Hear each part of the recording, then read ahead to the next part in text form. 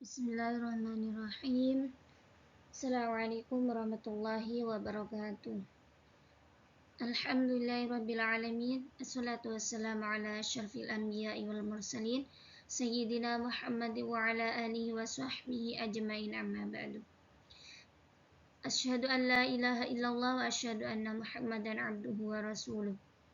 Perkenalkan, nama saya Musyarafah dari Prodi Ilmu Al-Quran dan Tafsir, hendak mengerjakan tugas untuk memenuhi tugas UAS dengan mata kuliah Ulumul Quran yang diampuh oleh dosen Dr. Kiai Ahmad Alim LC.MA.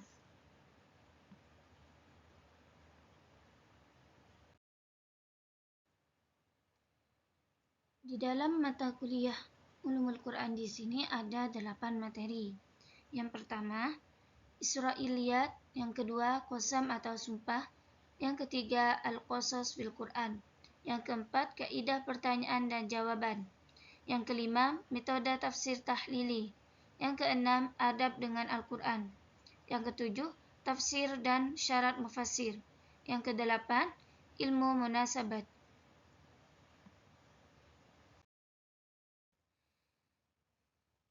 Sekarang memasuki materi yang pertama, yaitu Israiliyat. Nama Israiliyat ini diambil dari nama Nabi Yakub alaihissalam. Kisah ini menceritakan setelah Nabi Yakub. Israiliyat ini adalah kabar-kabar yang diambil dari Bani Israel, dan hukum asalnya adalah tidak membenarkan dan tidak mensalahkan, dikarenakan orang-orang ahlul kitab yang membawanya setelah mereka masuk Islam, yang dinasabkan kepada Bani Israel, entah itu dari kegiatan mereka dan tujuannya hanyalah untuk mau'idah hasanah.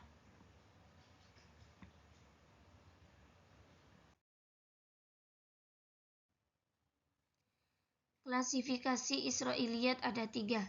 1. Sahih, yang ada sanadnya. 2.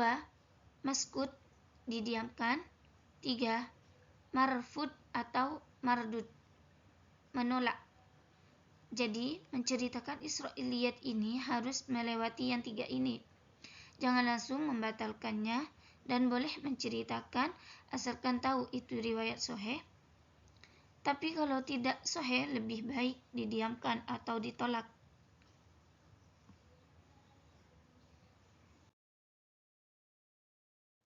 Sekarang memasuki materi yang kedua, yaitu qasam atau sumpah. Sumpah jamak dari kata qasam. Kalau manusia bersumpah mengatakan dengan atas nama Allah, dan tidak boleh mengucapkan bersumpah selain nama Allah. Tapi jika Allah bersumpah, itu terserah, Allah mau mengatakan apapun.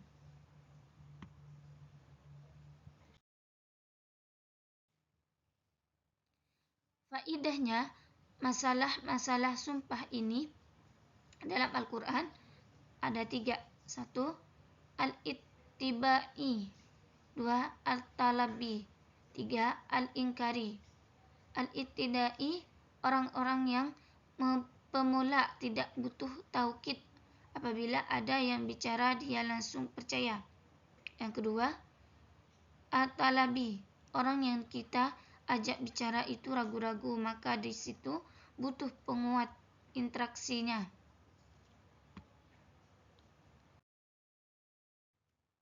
Yang ketiga, al-inkari, dia tidak percaya dan pura-pura tidak tahu, membutuhkan penguatan kata nama Allah.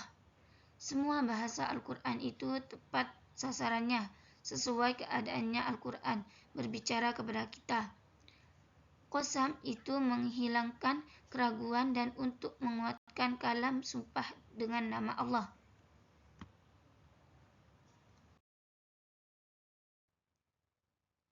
Klasifikasi Al-Quran. A. Allah bersumpah dalam Al-Quran ada 7. 1. Di dalam surah As-Sabat ayat 3. 2. Di dalam surah At-Takabun ayat 7. 3. Di dalam surah Yunus ayat 53. 4. Di dalam surah Maryam ayat 68. 5. Dalam surah Al-Hijr ayat 92. 6. Di dalam surah Al-Ma'arij ayat 40. 7. Di dalam surah An-Nisa ayat 65. Ayat ini menjelaskan sumpah-sumpah atas zat dan sifat-sifatnya Allah.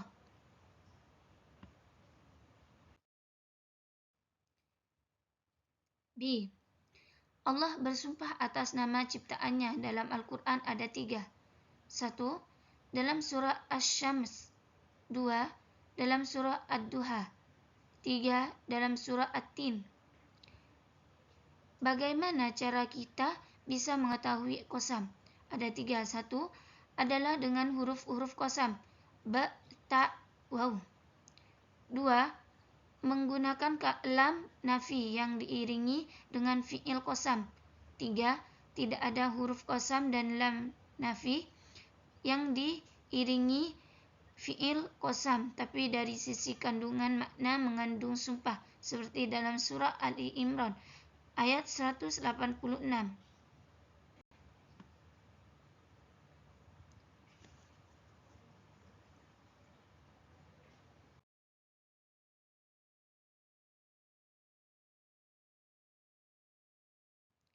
Sekarang memasuki materi yang ketiga, yaitu Al-Qasas fil Quran. Sejarah di dalam Al-Quran. Tujuan dan makna Al-Qasas meneliti sejarah umat terdahulu dan menceritakan orang-orang yang soleh dan yang jahat, dan menceritakan masa kini dan masa depan. Klasifikasi kisah-kisah dalam Al-Quran. 1. Kisah-kisah para Nabi dan Rasul. Nabi dan Rasul yang diceritakan dalam Al-Quran yaitu Nabi berjumlah 124. Sedangkan Rasul berjumlah 313.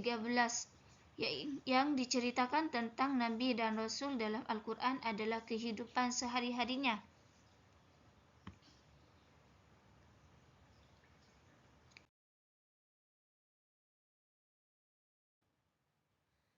Kisah-kisah yang kedua, kisah-kisah orang soleh non-anbiya, contohnya surah Al-Luqman dan Maryam. Yang ketiga, kisah-kisah orang yang jahat dalam Al-Quran seperti Fir'aun, Abu Lahab, Musa Samiri. Yang keempat, kisah-kisah tentang peristiwa-peristiwa yang terjadi di masa lalu, baik peristiwa yang terkunci maupun yang tidak terkunci atau zaman peradaban manusia. Yang kelima, kisah-kisah yang terjadi di zaman Nabi Muhammad, seperti keluarganya dan perang-perang di hijrahnya Nabi.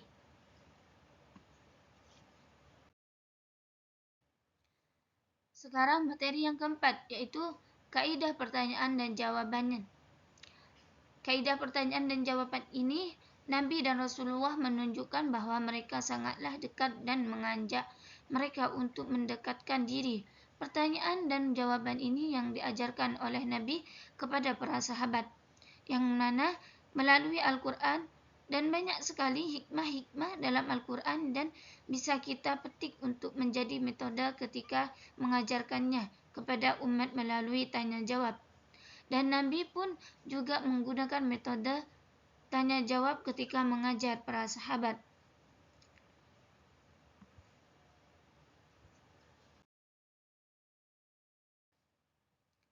Buah dari dialog tanya jawab ini membuat orang yang tidak mengetahui menjadi tahu, dan orang-orang munafik yang bertanya kepada Nabi tentang tukar-menukar agama dan berapa Tuhan yang disembah oleh Nabi, maka Nabi menjawabnya dengan apa yang sudah ditegaskan oleh Allah melalui Al-Quran, sehingga Nabi menjawabnya. Dengan adanya tanya jawab ini, orang-orang bisa mengetahui Tuhan yang benar, yang sebenarnya.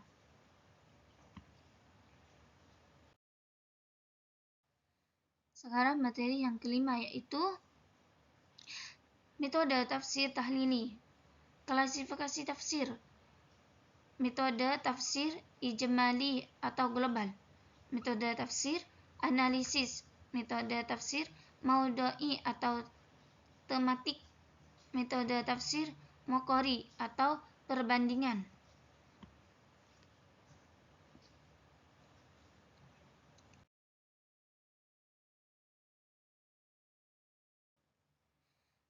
Pengertian.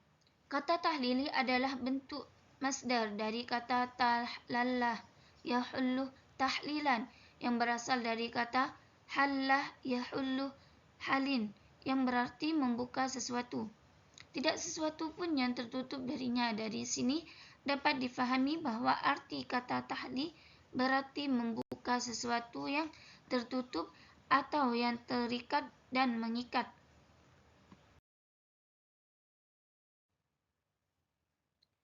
Metode tafsir tahlili adalah cara menafsirkan Al-Quran dengan mengurai dan menganalisis ayat-ayat Al-Quran secara berurutan, sesuai tertib mu'af dengan membahas segala makna dan aspek yang terkandung di dalamnya.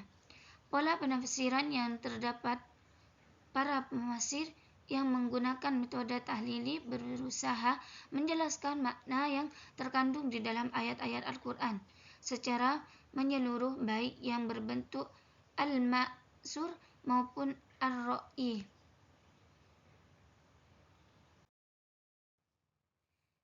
Ciri-ciri metode tahlili. 1.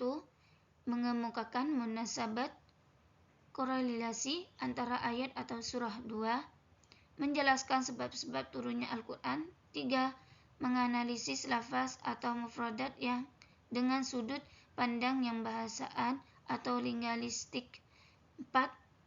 Memaparkan kandungan ayat serta maksudnya secara umum. 5. Menjelaskan hal-hal yang dapat disimpulkan dari ayat baik dari segi hukum, akhlak, dan lain-lainnya.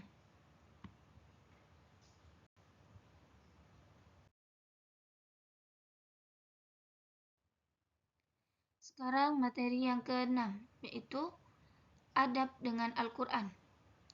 Adab membaca Al-Quran bagi orang yang menghafal juga kerana Al-Quran itu sangat mulia. Bagi orang yang sedang berinteraksi bersama Al-Quran, maka dari itu wajib untuk beradab. Bahkan dulu para ulama, jika selesai baca Al-Quran dicium untuk kita, itu dianjurkan. Dan juga jangan sampai meletakkan Al-Quran sembarangan. Bahkan para ulama mengharamkan mencoret-coret Al-Quran tanpa ada sebab.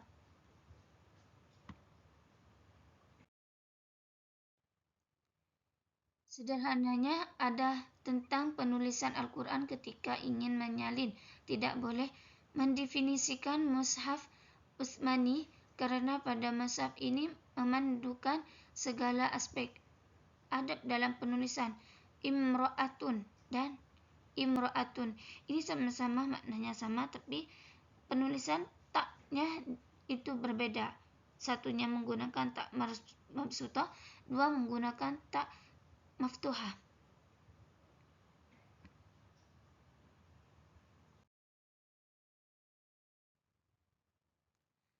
Dan tidak boleh mushaf dibuat bantal atau sendaran, dan juga tidak boleh meletakkan sesuatu di atasnya. Nabi melarang membawa Al-Quran ke tempat negara yang bukan Islam atau musuh. Dikhawatirkan mushaf itu jatuh ke tangan musuh, dan juga tidak boleh mensalahgunakan mushaf. Al-Quran itu menjadi syafaat bagi orang-orang yang menggunakannya dengan cara yang baik. Tapi bagi orang-orang yang salah gunakan, maka Al-Quran menjadi musuh bagi mereka.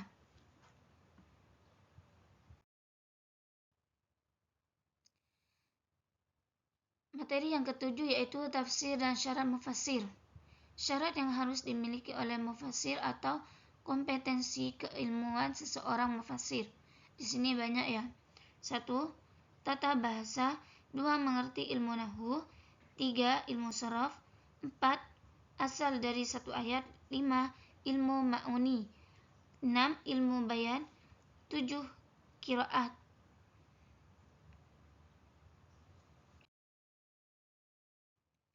8. Usuluddin. 9. Usul fikih. 10. Asbabun nuzul. 11. Nasakh dan mansukh.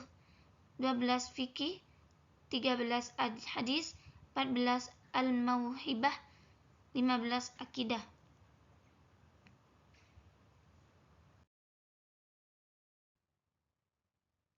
Buah dari tafsir itu adalah mengungkap dan menjelaskan, yaitu al-bayan dan Asyubuh kasyub al-dhahir.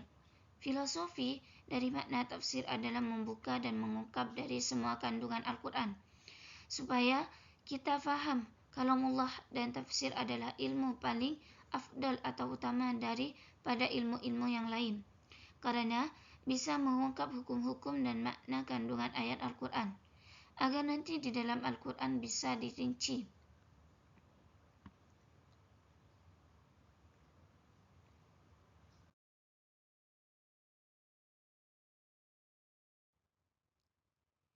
Sebagian ulama pernah menyamakan antara tafsir dan takwil, tapi ada perbedaan di antaranya.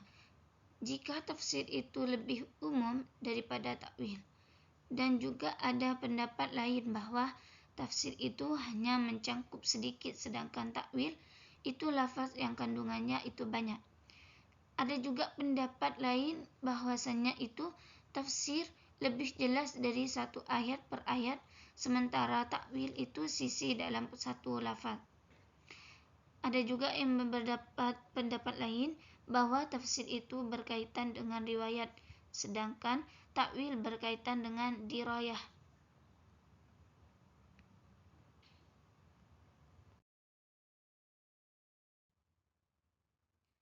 Metode belajar Al-Quran. 1. Belajar membacanya, yaitu tartil. 2. Menghafalkannya, yaitu tahfiz. 3. Tafsirkan, yaitu tafsir. 4. Mengamalkannya, yaitu tatbiq. Para sahabat jika belajar Al-Quran 10 ayat itu tidak akan pindah kecuali mereka faham dengan isi kandungannya, dan setelah itu diamalkan di dalam kehidupannya.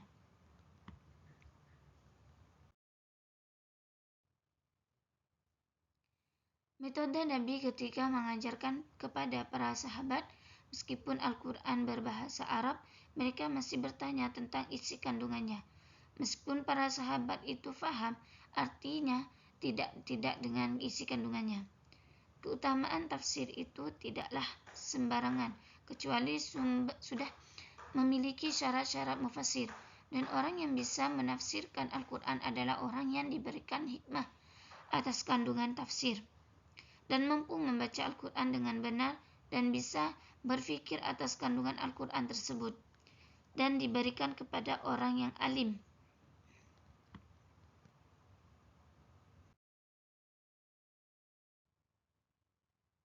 Alhamdulillah, kita sudah sampai pada materi yang terakhir, yaitu nomor 8, ilmu munasabat.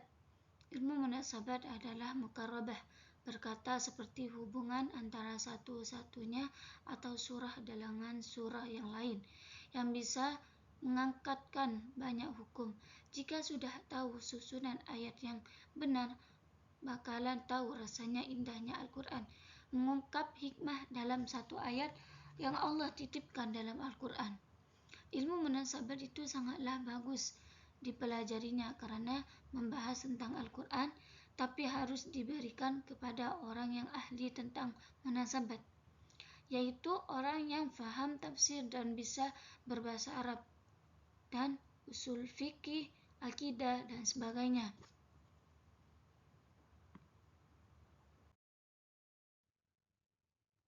Siapa yang mentadabburi rahasia surah-surah tadi itu akan tahu selain Al-Quran itu mukjizat, dia akan tahu bahwa ayat-ayat yang di dalam Al-Quran sangatlah indah.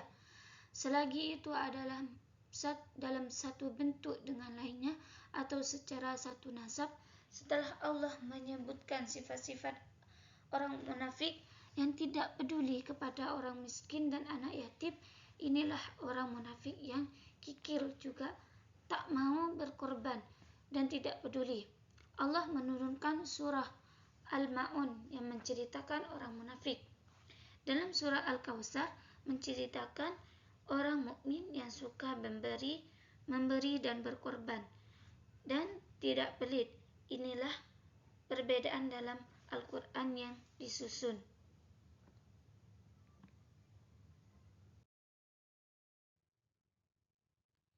Bagaimana munasabat hubungan awal surah atau akhir itu yang mempunyai keindahan yang ada dalam Al-Quran, seperti surah Al-Qasas yang menceritakan tentang Nabi Musa yang mendakwah kepada kaum Fir'aun, dan di akhir surahnya yang menceritakan tentang Nabi Muhammad menjelaskan tentang Al-Quran. Inilah letak munasabatnya. Ada kesamaan kondisi yang dialami oleh Nabi Musa dan Nabi Muhammad ketika berdakwah, dan dua-duanya Allah menolong ketika berdakwah.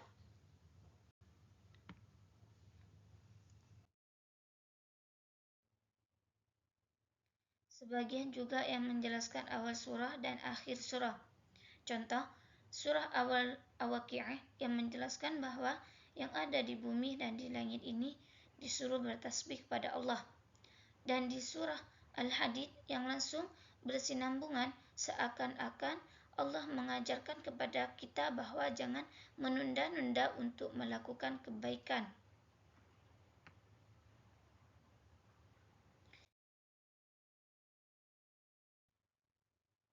Alhamdulillah sudah selesai mata kuliah Ulumul Quran dengan beberapa materi.